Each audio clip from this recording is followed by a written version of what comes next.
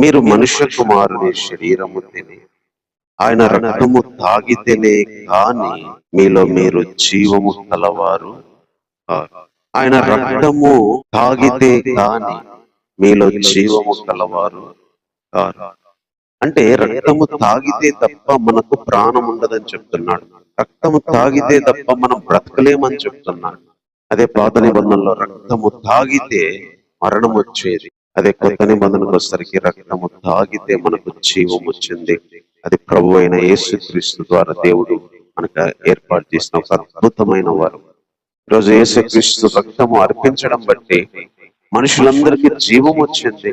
ఈరోజు మనం బ్రతుకుతున్నామంటే, ఈరోజు విశ్వాస జీవితంలో జీవిస్తున్నామంటే ఆయన శరీరాన్ని తినడాన్ని బట్టి, ఆయన రక్తాన్ని తాగడాన్ని బట్టి, దాన్ని చిందించడానికి ఆయన చూపించిన ప్రేమ ఈరోజు మనకు గుర్తు రావాలి.